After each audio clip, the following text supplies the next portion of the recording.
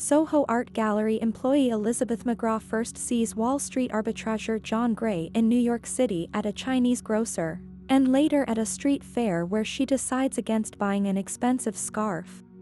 John finds her and produces the scarf, and the two go on a date. They start dating, and Elizabeth is increasingly subjected to John's behavioral peculiarities, as he increases the sense of danger and pushes her normal boundaries. He gives her an expensive gold watch, and instructs her to use it to think about him touching her every day at noon. She takes this imperative even further by meeting at her workplace at the designated time.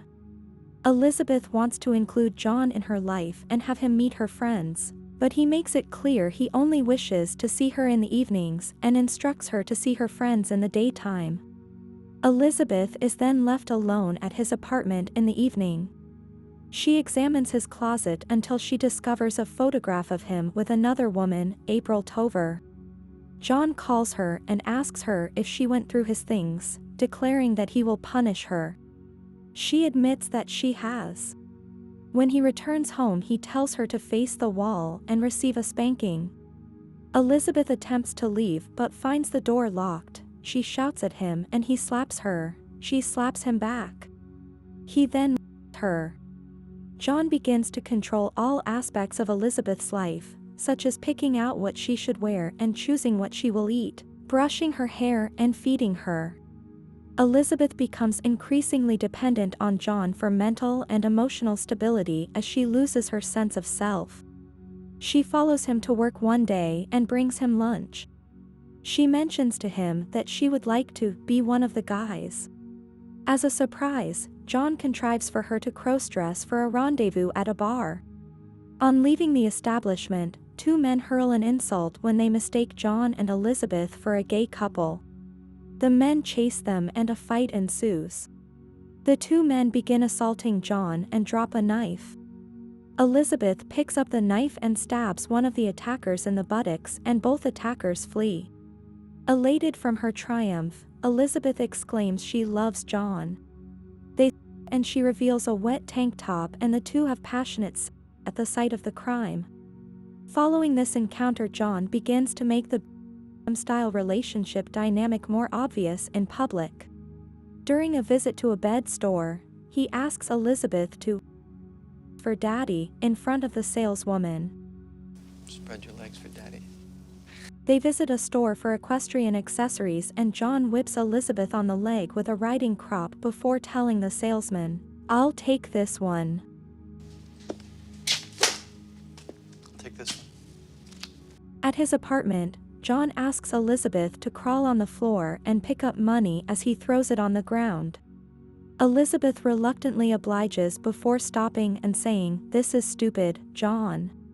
John insists that she crawl and pick up the money and takes off his belt, whipping items in the apartment.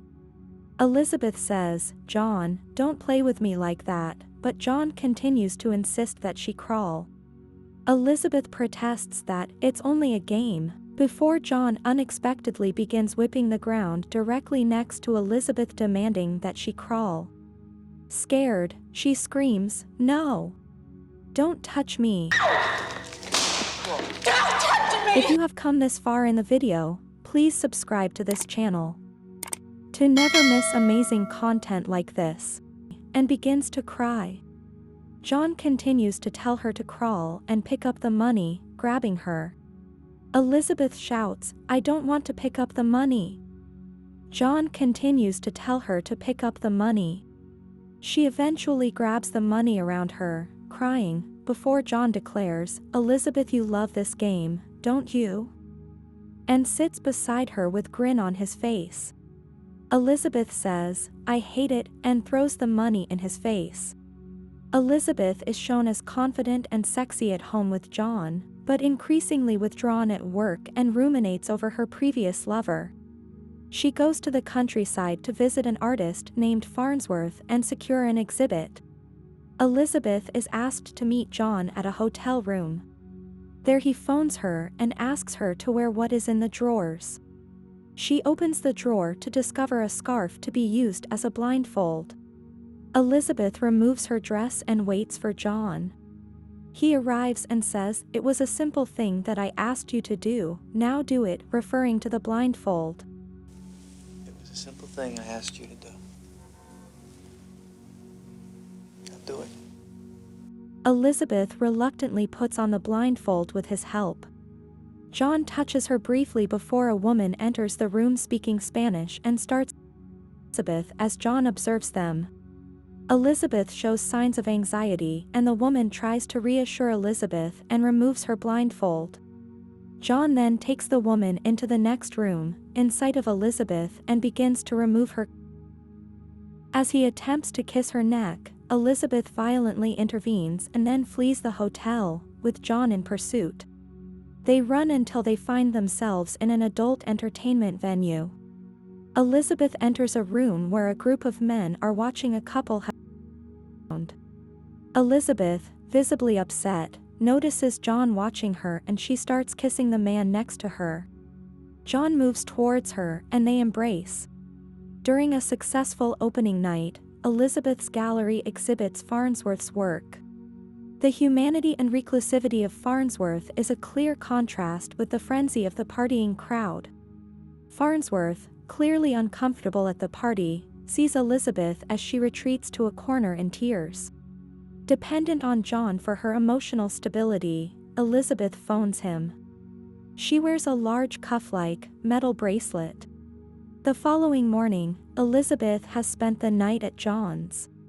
She gets up and opens his closet, clinging to the suits she finds there for a moment and cries as she looks over at him asleep.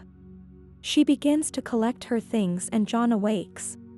Realizing she is leaving, he attempts to bring her back by sharing some details of his family before saying, "I want you to know there's been lots of other girls, lots of women, but I never felt anything like this before."